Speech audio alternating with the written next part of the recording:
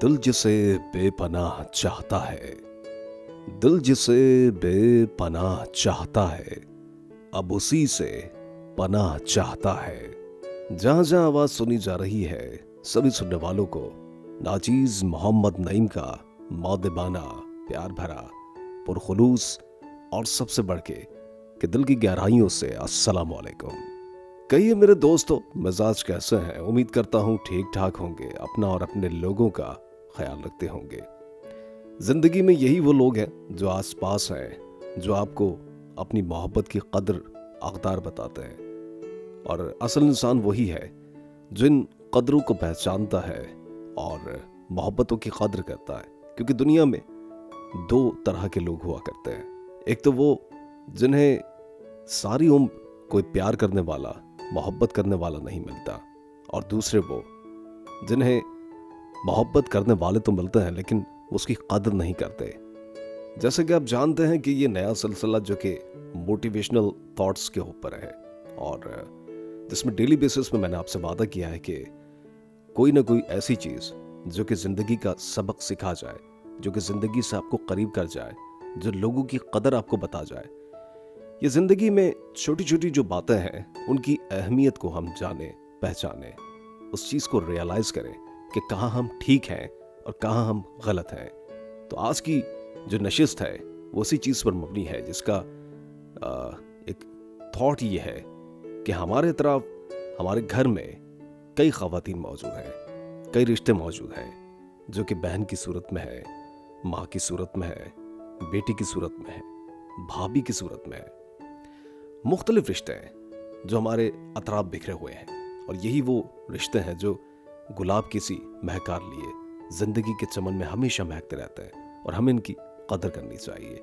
लेकिन हमारे अंदर जो एक अज़ली जो एक प्रॉब्लम चलती चली आ रही है कि हम क्रेडिट नहीं देते, हम किसी को अप्रिशिएट नहीं कर सकते, हम किसी को कोई सताइशी कलमात अदा नहीं कर सकते, किसी को विश नहीं कर सकते, किसी बात पर किसी को इनाम नहीं दे सकते। और उल्टा हमारी जो थिंकिंग है वो ये है कि हम टॉन्ट करते हैं किसी की कदर को, या किसी की खदमात को, किसी की सर्विसेज को। चाहे वो हमारी बहन हमारे लिए चाय लेकर आए, ये भी एक सर्विस है। हमारी बेटी हमारे लिए खाना लेकर आए, ये भी एक खिदमत ही है। और चाहे वो बीवी हो जो कि जिसके जिम्मे कई काम है, जिसके जिम्मे खाना बनाना भी है, सुबह उठना भी है, चाय देना भी है, बच्चों को स्कूल भेजना भी है, और जो मर्द हैं घर के उनको ऑफिस, दुकान या किसी जो उनकी जगह है काम करने की, उस जगह पे भेजना भी है। इसके अलावा दिन भर में कई तरह की मसरूफियात हुआ करती हैं जो कि उनके साथ हैं।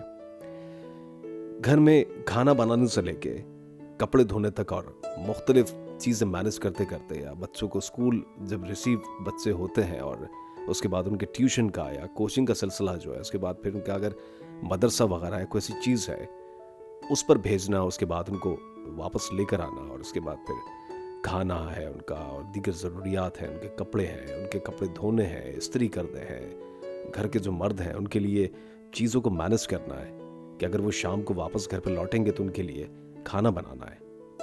सुबह से लेके शाम तक कई तरह की जिम्मेदारियां एक घर की औरत अदा करती है, बखूबी अदा करती है। ना सिर्फ अदा करती है बल्कि बखूबी अदा करती है, और ऐसे तरीके से अदा करती है। लेकिन अनफॉर्चुनेटली ये खवातीन जो घर की हैं, ये 99.99% अपना बेस्ट देती हैं। लेकिन कहीं पर अगर कोई गलती हो जाए, कहीं पर अगर कोई कोताही हो जाती है, तो यही खवातीन अपने शौहर से ये सुनती हैं कि आखिर तुम पूरा दिन करती क्या हो। सामाइन, ये वो जुमला है जो किसी भी औरत को या किसी भी खिदमत गुजार खातून के लिए किसी एटम बॉम्ब से कम नहीं है। हम न जाने एक लम्हे के लिए फैसले कर देते हैं, टाइम नहीं लगाते, ये नहीं सोचते कि हमारे कहे गए जो जुमले हैं उससे किसी इंसान को क्या तकलीफ पहुंच सकती है। हम में अंडरस्टैंडिंग पावर जो है वो बहुत कम है। हमने सोचना छोड़ दिया है, जबकि यही एक लम्हे के लिए, कुछ घंटे के लिए नहीं कह रहा, कुछ मिनट के लिए नहीं कह रहा, सिर्फ एक लम्हे के लिए हम ये एज्यूम कर लें कि उनकी जगह अगर हम होते और हमसे कोई कहता कि तुम आखिर करते क्या हो, तो हमारी क्या हालत हो। गोया हमें जो है वो हमारी मेहनत का सिला तो मिला ही नहीं, उल्टा हमें डिसक्वालीफाई कर दिया गया, या हमें हमारी जो मेहनत है उसे डिसओन कर दिया गया। वो किसी खाते में है ही नहीं कि हमने कुछ किया ही नहीं। तो ये एक औरत का ही ज़र्फ है जिन चीज़ों को बर्दाश्त करती है। उसके बावजूद अगर कोई मर्द भी है, मैं किसी को बुरा नहीं कह रहा, लेकिन इसकी जगह सामाइन अगर कोई मर्द होता तो शायद इस जुमले पे वो सीख पा हो जाता, उसे गुस्सा आ जाता। लेकिन सलाम पेश करता हूं उन खवातीन को जो कि घर बचाने के लिए और बड़े टॉलरेंस से काम करती हैं और किसी भी खिदमत से चुकती नहीं है। ये जो मोहब्बत है ना, ये बहुत अजीब है। इंसान आजकल नफ्सा नफ्सी का दौर है, किसी के लिए कुछ भी नहीं करता, कुछ भी नहीं करता। और अगर मोहब्बत करने पर आए तो मोहब्बत करने वाले के लिए अपना सर भी कटा सकता है।